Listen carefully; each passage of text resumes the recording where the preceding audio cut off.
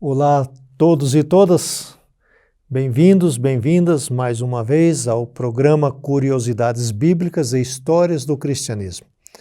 Este é o programa de número 9 e ele é realizado pela Faculdade Teológica Sul-Americana na cidade de Londrina, no estado do Paraná.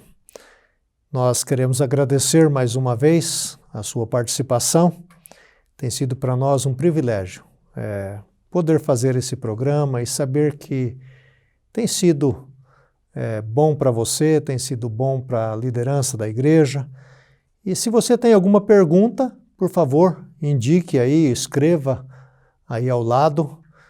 E a nossa equipe está de prontidão para tomar nota e nos próximos programas nós vamos respondendo as suas perguntas. Nós temos tido uma interação muito grande com todos vocês e tem sido bastante animador fazer o programa sabendo que você está sendo abençoado, abençoada.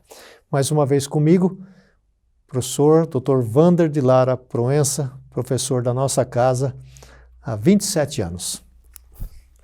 É tempo, Wander. É história, né? Já fazendo parte da história. No futuro um historiador vai falar de você, Com certeza. Verdade, assim, que bom estar aqui de volta. E o tema de hoje, muito legal, a gente vai dar continuidade ao programa anterior, falando de Constantino, com mais detalhes.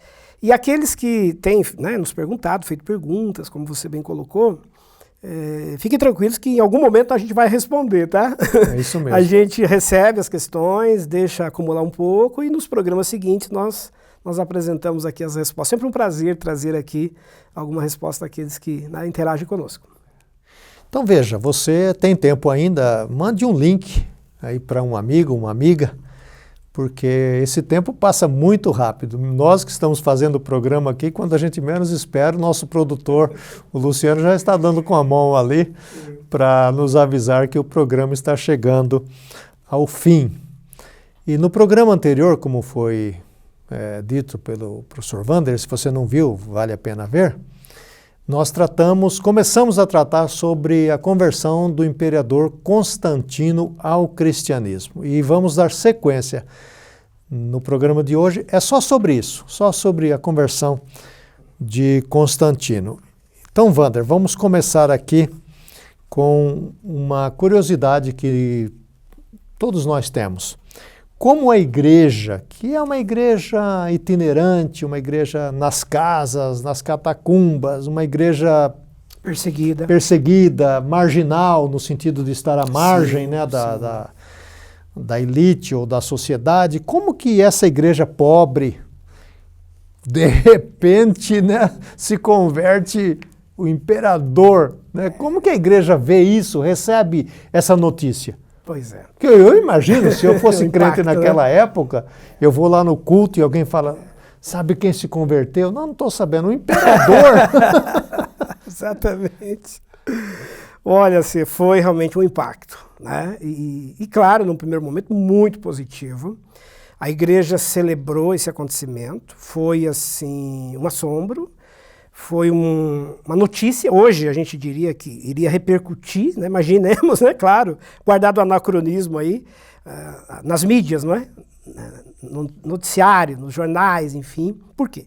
Porque o imperador romano, acostumado a perseguir, acostumado a tratar aquela prática religiosa como uma coisa obscura, coisa de escravos, quase uma superstição, e agora esse imperador, se aproxima e passa a frequentar as reuniões deste grupo, juntando-se a escravos, a essa categoria social mais empobrecida. E cada vez que o imperador ia ao culto, era aquele movimento, aquela mobilização de seguranças, de guarda, porque o imperador romano não pode se expor à rua, como hoje, uma autoridade. Então, você tem todo um sistema de aparato para que ele possa se deslocar publicamente. E isso começou a acontecer com a igreja agora. Então, assim, no primeiro momento, muitos duvidaram. Semelhante àquela dúvida lá da conversão de Paulo. Mas será? Será que isso não é uma estratégia? Mas aí veio a notícia, realmente, ele se declarou cristão, publicou documentos a favor da igreja, e aí houve um segundo ato que foi o de celebração.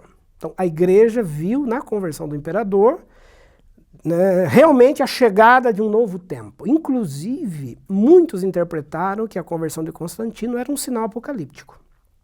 Que finalmente o reino de Deus iria se fazer concreto e politicamente na terra. Agora o reino de Deus se transformou num reino terreno. Inclusive tem um versículo no Apocalipse que diz, né, lá, uma profecia, o reino do mundo se tornou do nosso Senhor e do seu Cristo. Muitos pregadores interpretaram que aquele versículo de Apocalipse estava se cumprindo. Finalmente, o mundo, o que se conhecia de mundo na época, se transformou no reino de Deus. E a repercussão histórica foi tão grande que a Igreja do Oriente, até hoje, determinados segmentos do Oriente, consideram Constantino como um santo. Passou a ser venerado por alguns grupos cristãos como uma espécie de santo, um enviado de Deus, um emissário de Deus, para pôr fim às perseguições, pôr fim ao sofrimento. Porque era uma igreja que carregava até ali o peso do martírio. Famílias inteiras que perderam membros, pessoas que viram seus irmãos morrerem nas arenas, devorados por leões, crucificados, queimados. E agora isso não existe mais. Quer dizer, é uma liberdade absoluta, plena para se pregar. Wander, o imperador Constantino ficou por quanto tempo no poder? Ele fica por um longo período. Ele assume o trono no ano 306 e ele governa até o ano 337. Então nós temos aí 35, né? 36 anos. 30 e tantos anos. 31. 31 anos. 31 anos, dizendo, fazendo a conta aqui de matemática. 31 anos no poder. É muito longevo, porque ele morre no ano 337. Assim, comparando, é algo raro. Porque os imperadores porque romanos... você mencionou que eles tinham vida curta, né? Muito no curta. Poder, né? A rotatividade de imperadores em Roma era enorme. Então ele foi um dos mais longevos. Mais longevos. Ele tem, aí, são 3 décadas de governo, um pouco mais. E Wander, nesse período todo ele permanece cristão?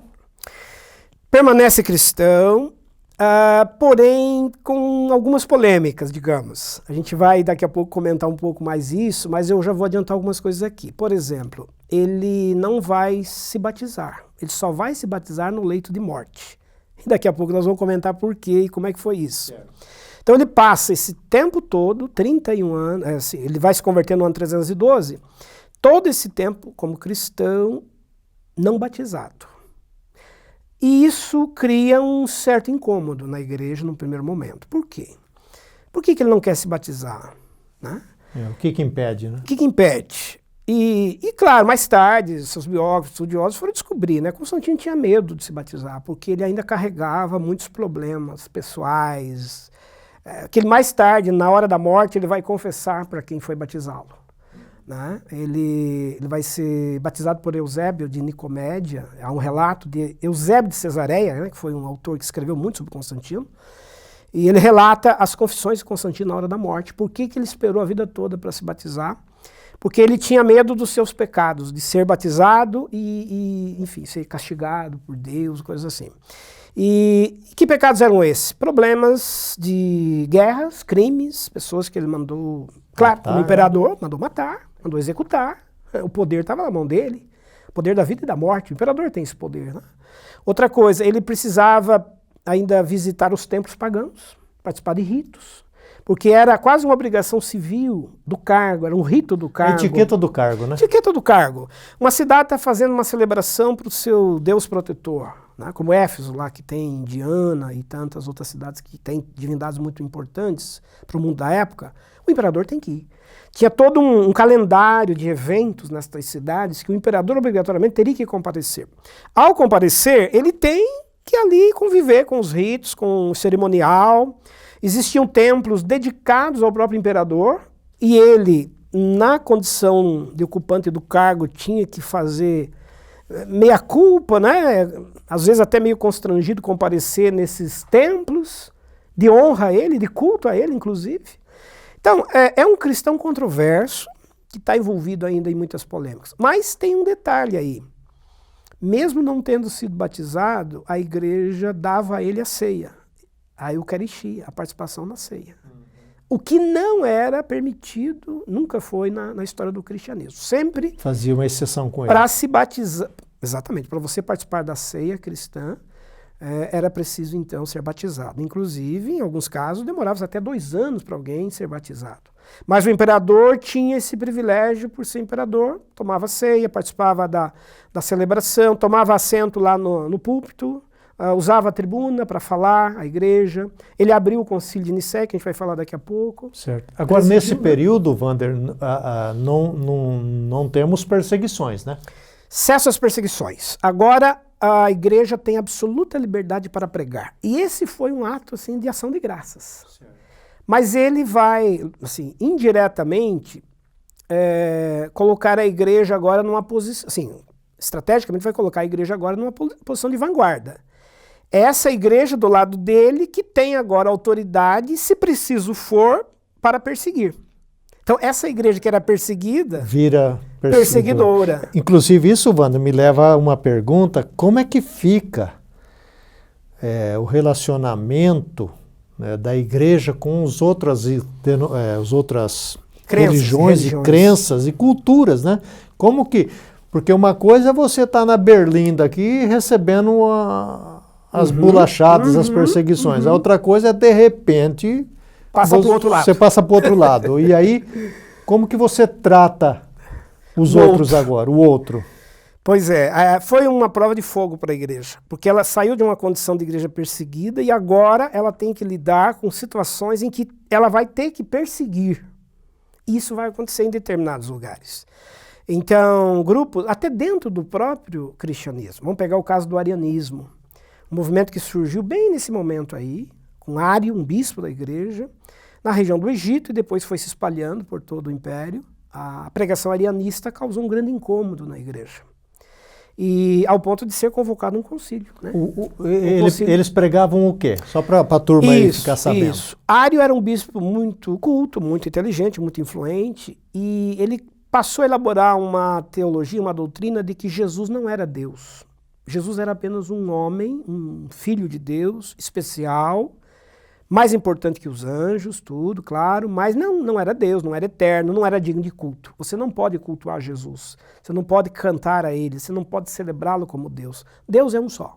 Então, Ário negava a trindade, negava a pessoa do Filho como Deus. Isso causou uma polêmica enorme na igreja, uma reação dos pais da igreja, como a gente falou no programa anterior.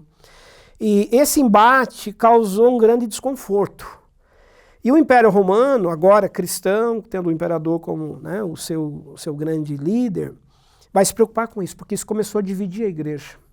E aí Constantino toma a iniciativa de convocar o Concílio de Nicéia em 325. Nicéia, só para informar, fazia parte de Constantinopla. É um grande bairro da cidade de Constantinopla, que é uma cidade, né, antiga Istambul, hoje, né, antiga Bizâncio, que hoje é Istambul, na Turquia, e que foi toda remodelada por Constantino para, inclusive, receber o nome dele de Constantinopla, em homenagem a ele. Então, nesta cidade de Constantinopla se reuniu a liderança geral da igreja, são 318 bispos, segundo a tradição, que comparecem para esse conclave, e ali vão travar um debate, né, acalorado acerca do arianismo. Ário é convocado, ele vai, ele depõe, enfim. E no final a igreja decide que o arianismo era uma heresia. E Ário foi excomungado, foi rechaçado da igreja, e os arianistas passaram a ser perseguidos. Então agora há uma perseguição da igreja, do lado do império, contra outros grupos que não se alinhavam ao dogma que vem de Roma. E aí esses cristãos arianistas perdem cargos, eles são expulsos da igreja, eles são proibidos de frequentar os templos. São perseguições que não chegam ainda a martírios, óbvio, né? Não chegam a execuções, mas chegam a retaliações. E, então, assim, a igreja teve que experimentar uma posição agora de uso do poder a seu favor contra aqueles que discordam. E parece que a igreja gostou, né? Porque até os dias de hoje a igreja... A Inquisição, a fogueira está acesa. A fogueira parece que está crepitando, né? Não tenha dúvida. Né? Parece que a igreja gostou do poder. É muito mais cômodo. Porque é muito mais cômodo, ele é fascinante, e essa coisa de domínio, de mandar nos outros, né? Mas nós vamos conversar um pouco mais sobre isso, né, Wander? Vamos sim. Mas como é terrível a gente pensar, né, que a igreja poderia ter tido outra Sem dúvida. atitude, né, mas caminhou por essa direção aí ela de usar o poder de maneira errônea, né? Tem uma frase de um escritor que diz assim: antes de Constantino, a igreja não tinha, mas era. Né? Não tinha dinheiro, não tinha poder, não tinha prestígio, não tinha templos, mas era essência. Depois de Constantino, ela passa a ter dinheiro, ter templos, ter poder, ter status, mas compromete o seu ser. Mas ela não é, né? Deixa de ser. Exatamente. Wander, certamente que com o Constantino, né, não precisamos nem reforçar isso, seu poder, sua figura, sua autoridade. Não vamos esquecer que o cara é imperador, certo? Poder absoluto, um ser poder absoluto. Se ele estendesse o dedão para cima, pronto, vida, é a né? vida. Para baixo, morte. Então, você não está falando de uma pessoa qualquer. E o que vai mudar, por exemplo, no culto, na liturgia? Teve alguma influência essa conversão de Constantino no dia a dia da igreja, na liturgia especialmente? Teve sim, assim, várias mudanças, importantes, inclusive, para a gente compartilhar aqui com o nosso pessoal. Vamos começar pelo o costume do calendário cristão. Vamos pegar 2 exemplos aí bem clássicos. O primeiro deles, a mudança, por exemplo, das celebrações religiosas. Os cristãos, eles faziam culto sempre ao nascer do sol no primeiro dia da semana, domingo. É uma prática que vem desde os primórdios. A igreja mais próxima do judaísmo descansava no sábado, porque é o costume judaico, o descanso no sábado. No domingo, bem cedo, ao nascer do sol, a celebração do culto matinal para celebrar a ressurreição. Primeiro dia, o domingo. Ao se converter Constantino, ele vai oficializar isso em todo o império. Todo o império, no domingo agora, tem que dedicar culto a Cristo. Dominus, dia do Senhor. Então começa a haver uma frequência aos templos cristãos de muitas pessoas que não eram necessariamente convertidas, não tinham hábito de ir ao culto cristão e que começam a ir, porque em Roma a religião é obrigação civil. Frequentar o culto que o imperador frequenta, ser aliado dele na mesma profissão de fé, é estratégica, é conveniente e até necessário para você se manter em determinados cargos públicos. Então muitos vão frequentar o culto cristão sem um devido conhecimento de tudo que acontecia ali, como visitantes. Alguns acabam exercendo até cargos e funções, improvisadamente, sem ser de fato um cristão, mas ele tem poder local, ele é um governante local, ele é um chefe militar. Então, os cristãos vão decidir uma determinada ação naquela cidade, vão planejar um ato, vão chamar essas autoridades que vêm, que dão opinião, que interferem. Então, a igreja começa a receber interferências de costumes que não eram mais internos apenas. Ela vai ter que trazer vários olhares e influências externas. Esse é um ponto. Outra coisa, a questão do Natal, que muito se fala às vezes. Foi Constantino que criou realmente o Natal em 25 de dezembro? Nós já até tivemos um programa aqui sobre o Natal. Foi, especial do Natal. Está aí no nosso portal. Está aí nas mídias da FTCA, veja lá. A gente explica com detalhes acerca do Natal, que muito provavelmente aconteceu em outubro e não em dezembro. A igreja antiga celebrava o Natal em outro dia, mas a partir de Constantino vai passar a celebrar em 25 de dezembro. Por quê? Porque Constantino era devoto do deus Mitras, é o deus Sol, o Sol Invictus. E 25 de dezembro é o dia em que eles comemoram na Europa o chamado solstício de inverno, quando o menor dia do ano começa então a renascer. Então celebrava-se o nascimento do Sol em 25 de dezembro. Então um dia de congraçamento, de festividade, troca de presentes e tudo mais. Agora cristão, Constantino diz, claro, vou colocar no lugar de Mitras, Jesus. Então passa-se a celebrar o Natal oficialmente no Império Romano, não mais em outra data que não 25 de dezembro, que é o dia de Mitras. Então ele vai substituir oficialmente a data do Natal para 25 de dezembro. O que, claro, hoje eventualmente causa uma polêmica, tem gente que é reticente quanto a isso, então não podemos celebrar, que é uma festa pagã e tudo mais. Mas assim, do ponto de vista histórico, o que ele fez foi, olha, nós não vamos mais celebrar o Deus Sol, Nós vamos celebrar o Criador do Sol. Não vamos celebrar o Deus mito, vamos celebrar a luz do mundo, que é Jesus. Então, até teologicamente, houve uma compreensão naquele momento sobre isso. Então, ele modifica isso. Ele cria, por exemplo, a remuneração do clero. Né? Ele passa a remunerar, pagar os pastores, bispos e autoridades para trabalharem com ele dentro do palácio, dentro do império. Esses bispos que trabalham junto com ele nas primeiras secretarias do poder, cumprem também agora o papel dos antigos oráculos. Nós comentamos no programa passado que o imperador consultava os oráculos antes de partir para a guerra. Agora ele vai consultar os pastores e os bispos. Eu devo ir para a guerra? Eu devo fazer a guerra ou não? Então esses pastores serão conselheiros espirituais do imperador. Mas mais do que isso, sempre antes de uma batalha se fazia um culto de preparação. Vamos orar pelos soldados, pelos comandantes, vamos pedir que Deus abençoe a guerra, a batalha. Então, veja, a liturgia cristã ela vai passar a ter agora como um elemento novo, algo que era muito estranho. Você orar a Deus, pedir a bênção de Deus para você ir lá e matar um inimigo, dizimar pessoas, matar mulheres, matar crianças. Porque os soldados romanos, os exércitos romanos, eles eram ensandecidos. As legiões romanas são máquinas de matar, máquinas de guerra, historicamente falando. Já até tivemos um programa aqui sobre isso.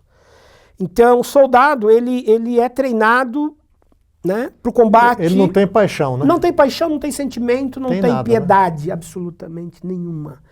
Então, imaginar que a igreja agora vai fazer um culto preparatório de envio de tropas com a bênção de Deus, com a bênção de Jesus para fazer a guerra, é algo muito estranho na liturgia cristã. Então, isso causa um incômodo, causa um desconforto. Uma igreja que era morta, era perseguida, agora passa ela a contribuir, ser anuente, conivente. Parece que ela esquece todo aquele período antes do Constantino, né? Exatamente. É a passagem para o outro lado. E aí, quando se paga o salário desses bispos, e são salários pomposos, o imperador, assim, entre aspas, compra, né, a voz profética desses líderes. Eles se calam. Né? Eles são agora obrigados a fazer vistas grossas a muitas coisas.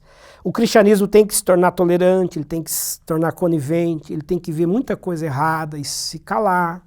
Por quê? Porque o imperador está presente e ele agora dá as cartas na mesa e ele comanda também a vida da igreja.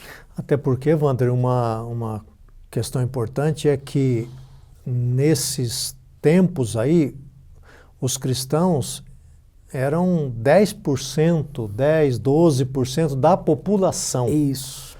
Então, você imaginar que 10% vai mandar em 90%, olha o tanto de poder que você precisa de ter. Com certeza. Né? Você calcule aí, 10% de uma nação, ou de um povo, do império, para mandar em 90%.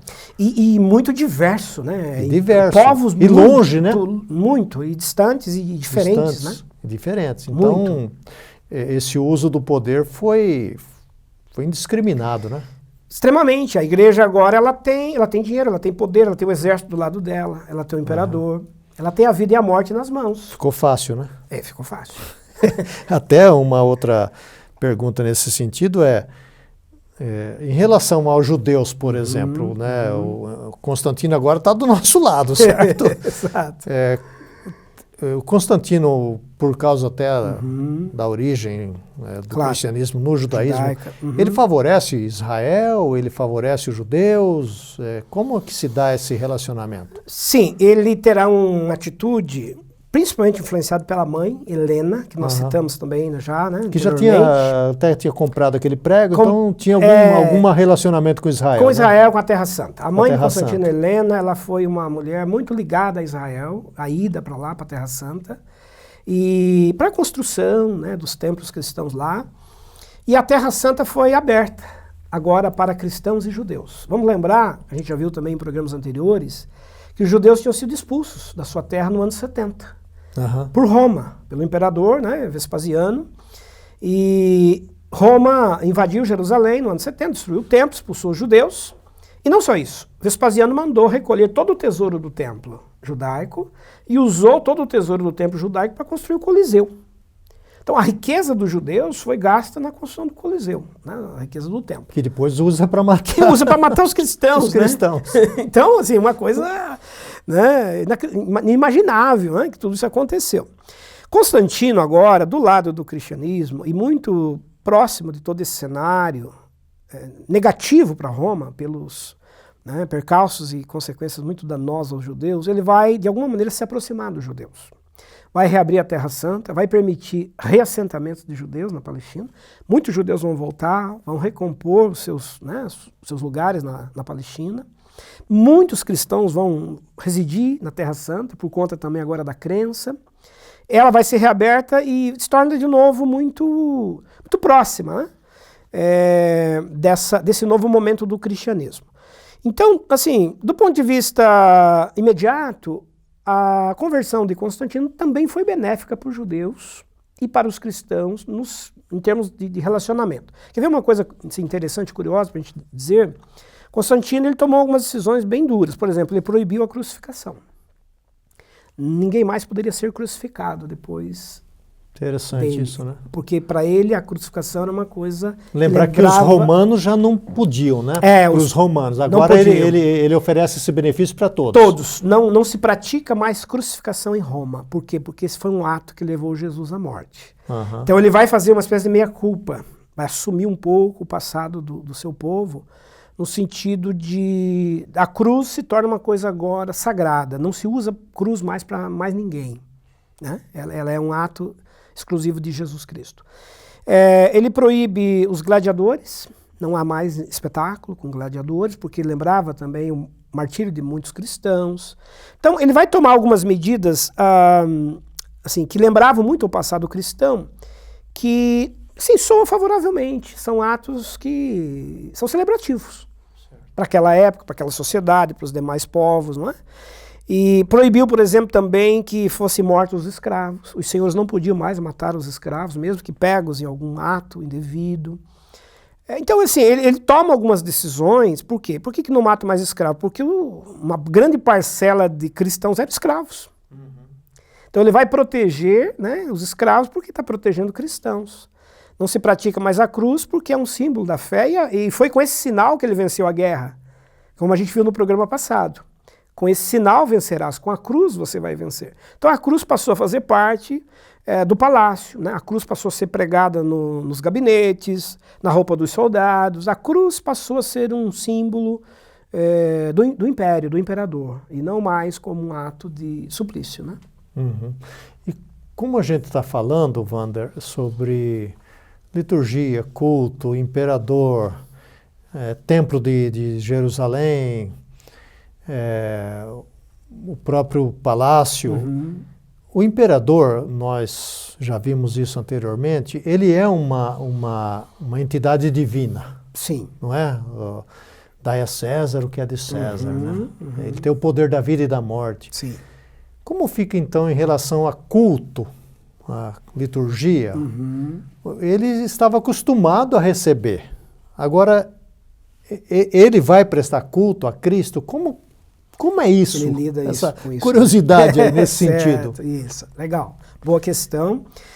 Vamos recordar que os imperadores antigos, romanos, eles se consideravam filhos dos deuses, demiurgos, pequenos deuses. Acreditava-se que quando alguém fosse escolhido para ser imperador, ele era adotado para ser uma divindade.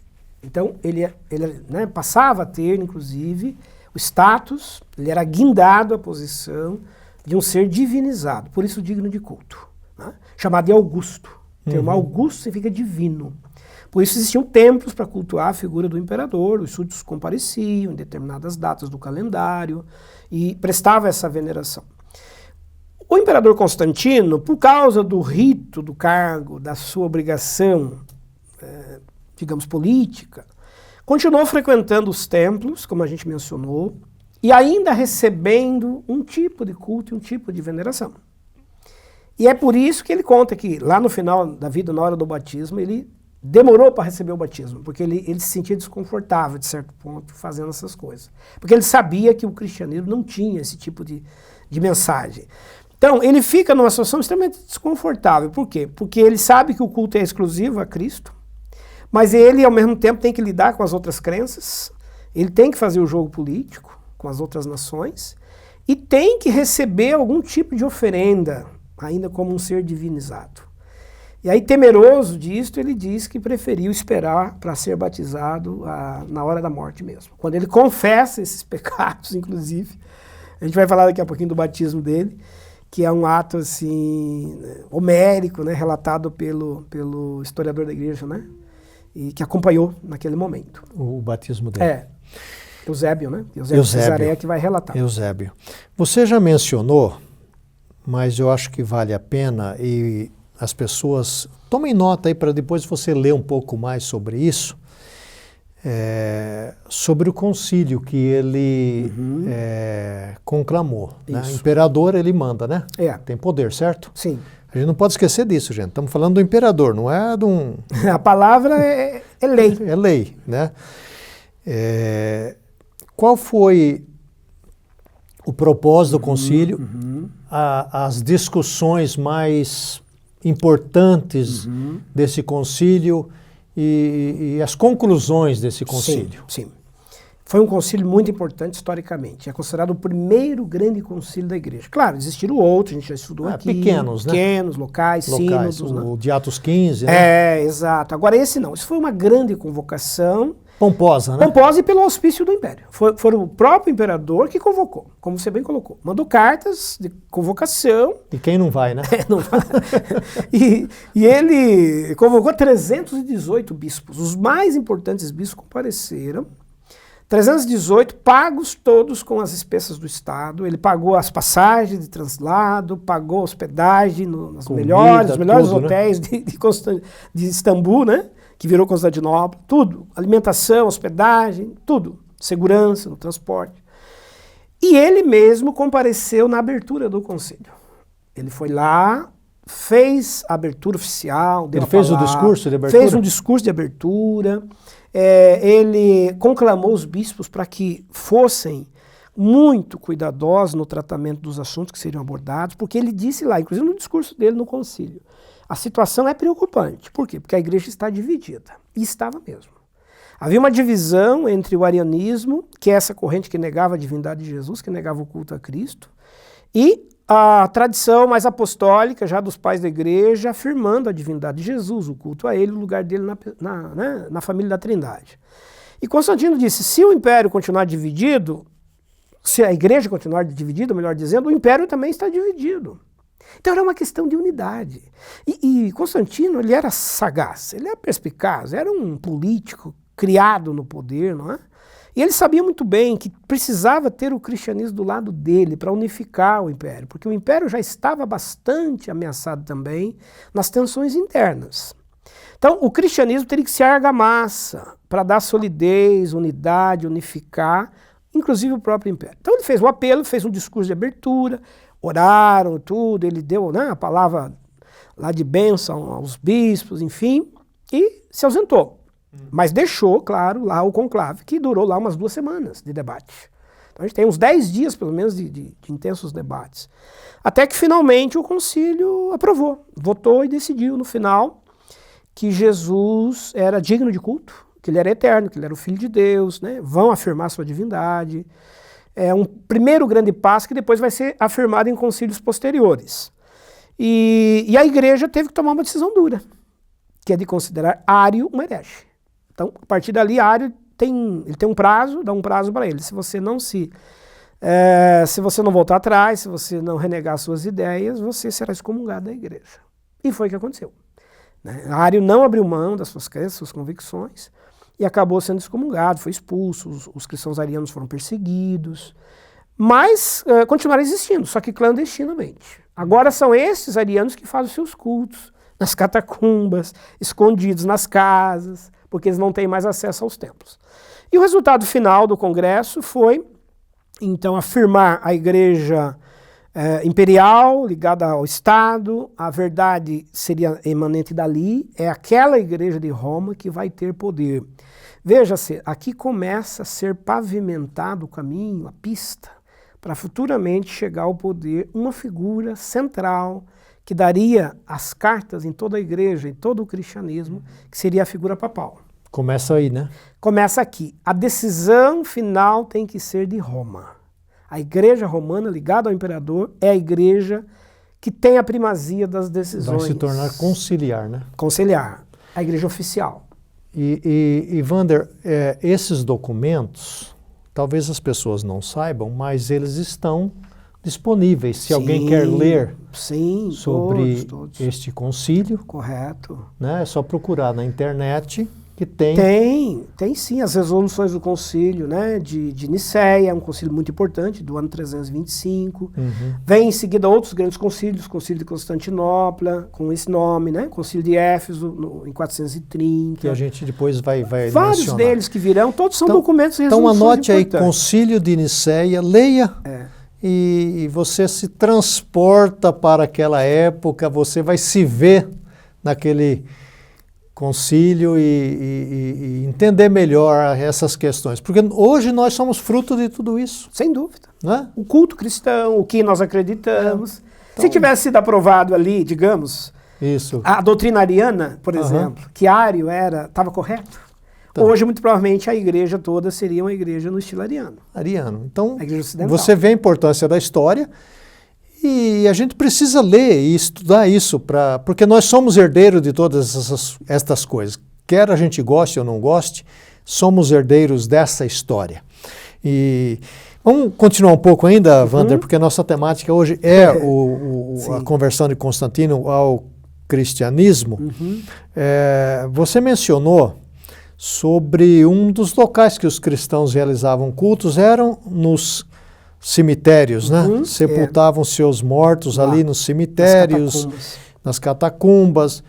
Eu tenho a impressão que depois desta conversão, isto parou. Como que se dá, então, essa mudança de procedimentos aí, de ações em relação a esse tipo de culto? Ah, sim, legal.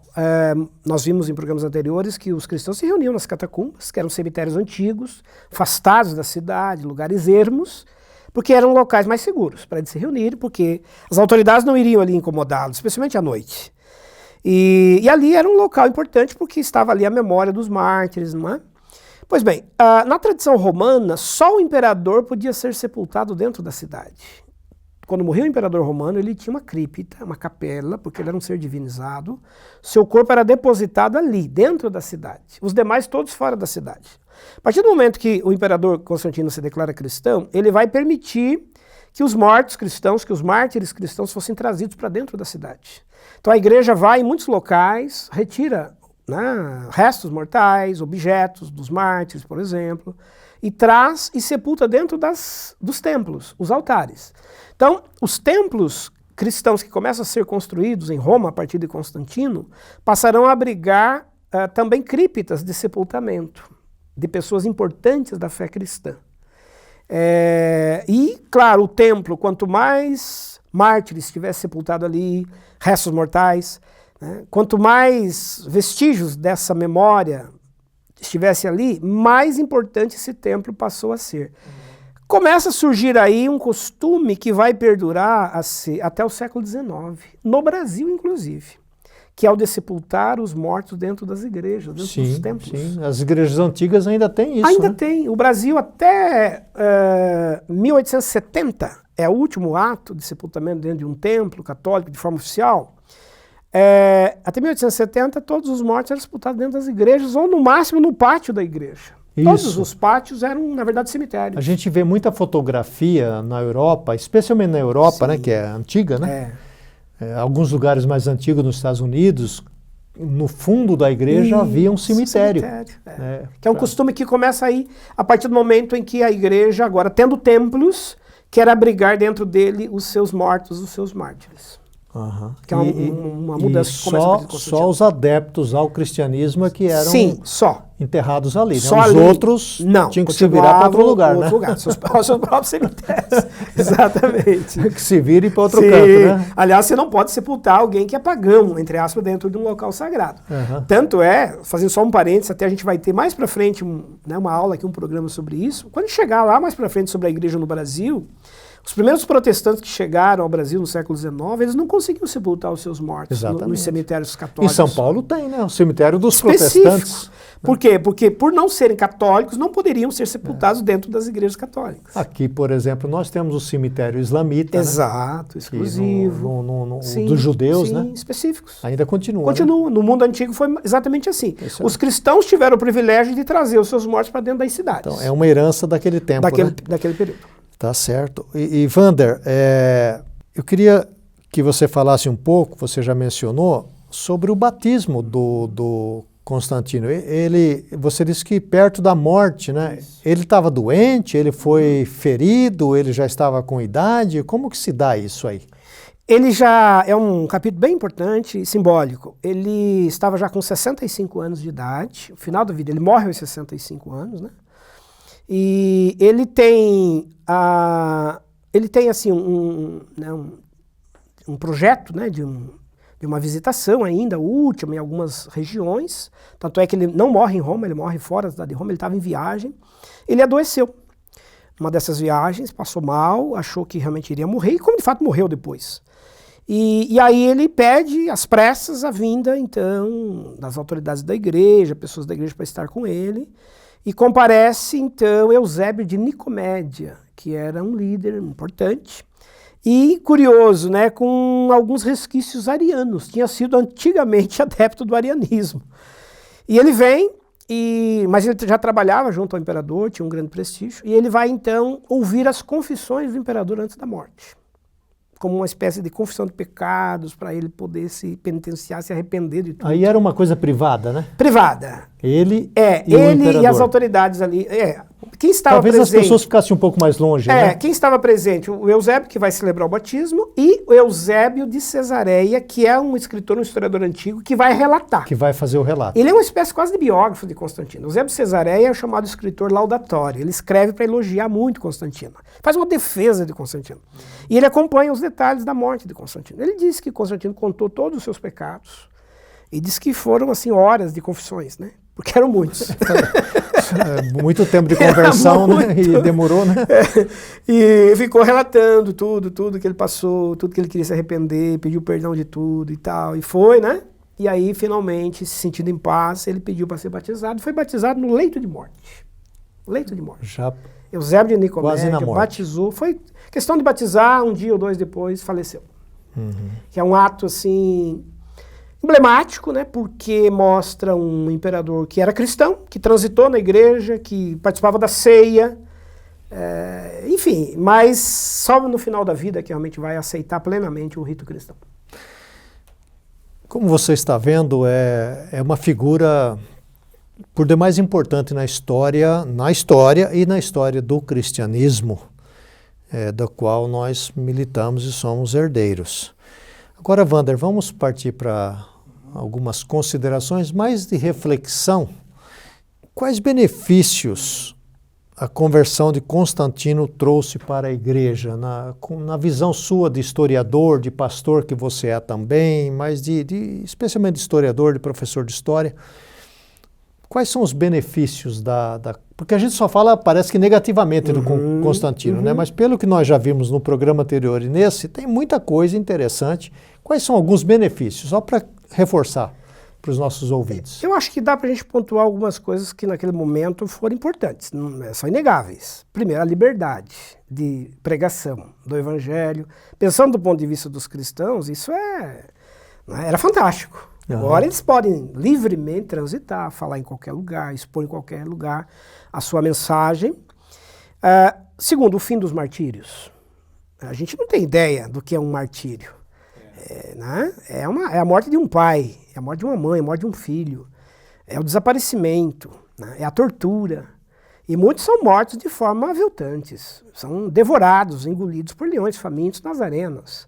Outros são queimados à noite, como, né, Nero fez, em praça pública, ficava queimando ali a noite toda, espetáculo para a família ver. Então, assim, ter isso banido... Banido, eliminado, né?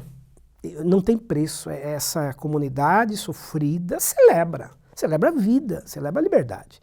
Então é inegável. Segundo, um outro aspecto que certamente é importante ele dá recursos e condições para a igreja poder fazer o seu trabalho. Agora a igreja tem liberdade plena para poder, né, se expandir, poder viajar, poder realizar projetos sociais. A mãe dele, inclusive, capitaneou esses projetos com idosos, com desvalidos, com gente carente.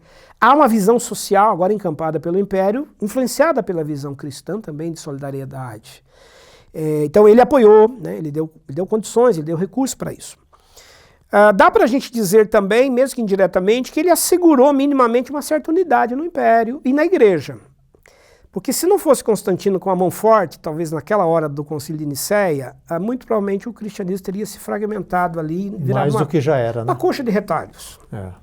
E se perdido, né? E aí virariam, né, práticas muito díspares. A gente não sabe qual seria o desfecho. Então, assim, pro bem ou pro mal, ele assegurou naquela hora uma certa unidade no movimento coesão, cristão. Né? E, enfim, então acho que ele traz um pouco desses aspectos favoráveis. A própria abertura da Terra Santa, né, para cristãos e judeus, uma reaproximação da fé cristã dos territórios de origem, é um outro ato importante que ele realiza. Que bom. É interessante de ver isso, né, de forma neutra, né? Isso Sim, aqui é uma realidade. Evidências né? da história, né? Agora, Wander, tem o sociólogo americano, que bem importante, né, o Rodney Stark. Ele faz uma afirmação que Constantino se converteu porque o cristianismo crescia muito, e não que o cristianismo cresceu porque o Constantino se converteu. Então, você já mencionou anteriormente que ele era muito sagaz, ele era muito inteligente. E ele cresceu lá dentro do palácio. Dentro do palácio, ele via tudo aquilo, né? Sim. Ele era astuto, ele era um jogador, nesse sentido, um estrategista. Sim. Então, o cristianismo crescia e o Constantino então fala, eu vou me converter, ou o cristianismo cresce porque ele se converte? É muito interessante esse jogo de causas e efeito aí, não é? O que causou o quê? O que causou o quê? Porque o cristianismo já vinha se crescendo muito, né? Não tenho dúvida, vinha. E aí eu considero assim, um pouco das duas coisas. Ao lado, com certeza, da percepção de Constantino de que era muito melhor ter o movimento cristão do lado dele. Inegável. Ele tinha que ter do lado dele. Por quê? Porque é um movimento que estava muito já entranhado na sociedade, entre os escravos, comunidades populares, né? Ele sabia que não dava para destruir aquele movimento. Ele viu Diocleciano tentando destruir e não conseguiu. Ele ouviu as palavras de Diocleciano, Galileu, venceste. Não tem jeito, não dá para perseguir. Então, aí está o que a gente chamaria de pulo do gato, né? Ele prefere trazer aquele movimento para perto dele. E aí ele vai ganhar os soldados, vai ganhar os escravos, vai ganhar as massas populares. Já haviam soldados cristãos também, né? Cristãos, com certeza. Que certamente tinha resistência de chegar lá e matar todo mundo, né? Também. E isso vai fazer com que ele tenha ao seu lado um movimento que tem agora uma argamassa para dar minimamente uma unidade no Império que já vinha sofrendo de divisões. Então tem esse lado, tem esse aspecto. E é por isso que alguns acham que, né, será que foi realmente uma conversão ou foi uma estratégia? Eu diria que antes de Constantino a gente tem conversão. Depois de Constantino a gente tem adesão. Muita gente vai aderir à fé cristã. Então, por conveniência, por necessidade. Certo. E Constantino é um pouco disso, é um pouco dessa adesão. Agora, é inegável que ele tem alguma experiência religiosa, ele tem um aspecto místico envolvido, tem os relatos no final da vida, que a gente acabou de dizer, do seu batismo, tem uma atitude de aproximação e favorecimento dessa fé cristã, que dava minimamente ali naquele momento uma noção de conversão, ainda que seja uma conversão, eu diria, gradativa. Ela foi um processo. A conversão, se é que a gente pode usar o termo, vai se consolidar mesmo na hora da morte. Porque ela foi ali foi o ato final dele, né? Não é aquela conversão que converteu o imperador, agora ele é uma outra. Não, ele continuou cometendo uma série de deslizes, de coisas erradas aos olhos do cristianismo antigo e tudo mais. Alguns chegam a dizer, e também colocam uma outra questão, foi Constantino que se converteu à igreja ou foi a igreja que se converteu a Constantino? Porque também tem isso. Uhum. Quem se converteu a quem? Porque da mesma maneira que a igreja foi beneficiada, e a gente acabou de relatar, vieram muitos prejuízos. Também, muitos. Muitos. A igreja passou a ter, a partir de Constantino, uma série de... Né? Que perduram até hoje. Até hoje, de crises, de problemas doutrinários, de identidade, de essência. Uso do poder, né? A gente comentou agora há pouco, a igreja, a partir de Constantino, ela vai ter que ser conivente com a guerra, por exemplo, com a morte de inimigos. E quantas coisas modernas a gente viu a igreja apoiando. Apoiando, né? Sendo conivente, fazendo vistas grossas. Você tem desde o Holocausto, né, na Segunda Guerra, que culminou na Segunda Guerra, situação na África do até Sul, o imperialismo, as conquistas de povos na África, na Ásia, aqui na América, a conquista dos povos indígenas, Isso, com a conivência do discurso A igreja cristão. estava junto, né? A igreja estava junto, a política da cruz e da espada. Então, a igreja carrega, historicamente, um pecado estrutural nesse sentido, de ter sido conivente, de ter participado do poder. Então, o poder, ao mesmo tempo que ele é fascinante, ele é sedutor, e a igreja gostou de estar junto dele, como você bem disse, ela teve que pagar um preço. Porque estar junto do poder significa também ser conivente com as estruturas de poder que estão ali. E se é uma estrutura de poder nefanda, violenta, ela vai, evidentemente, manchar, né, a identidade da igreja. E a igreja deixou de ter uma voz profética. Ela passa a ter uma voz sacerdotal. Isso. A voz profética de denúncia, de questionamento, passa a ser agora uma voz de conivência dentro do palácio.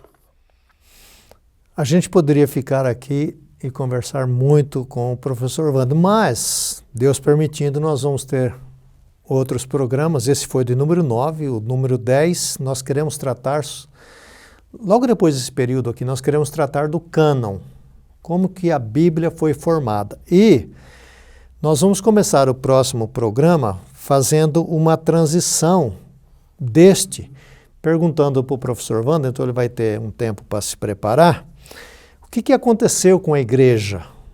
Essa transição, né? Que identidade a igreja passou a sustentar? Como que essa nova igreja que surge, porque é uma nova igreja, após Constantino, após Constantino, vai agora sedimentar-se, realizar sua obra, sua missão. Então, no próximo programa, você já está convidado. Wander, mais uma vez, obrigado pela sua brilhante participação. Queria que você desse uma última palavra aí para a nossa turma. Claro. Desse programa, né? Especialmente. Que legal, muito bacana esse tempo, muito jóia aqui conversar sobre esse período. E, assim, a minha palavra é que a gente continue estudando essa igreja que nasce ali a partir de Constantino. Nós vamos avançar um pouco mais para frente em outros programas tratando da Idade Média, que é o período dessa igreja que vem depois de Constantino, que vem depois de Teodósio, que é um outro imperador muito importante depois de Constantino, para influenciar a história do cristianismo. E nós temos que conhecer, a história é para isso. A gente tem que ver os aspectos que foram positivos, favoráveis, mas também desnudar aquilo que foi, não é, o problema. E para a gente poder aprender também com esse passado. Especialmente isso, né? Aprender. Aprender, para não estar replicando isso. Especialmente hoje, para mim fica muito forte a questão do poder. Do poder. E a igreja, ela precisa se avaliar a respeito do uso do poder. Dizem as pessoas, que o poder eclesiástico é um dos piores que existe, porque ele usa o nome de Deus para, às vezes, camuflar as outras questões. Muito obrigado pela sua participação conosco. Se você tem alguma pergunta, mais uma vez, deixe aí registrado, nós vamos responder nos próximos programas. Continue compartilhando e, por favor, entre na nossa página da internet www.ftsa.edu.br e veja ali a sequência de cursos que nós temos. Tenho certeza absoluta que um dos nossos cursos vai ser muito bom para você. Então, fica aqui já o meu convite, o convite do Wander, para que a gente se encontre no próximo programa. Deus abençoe a todos vocês.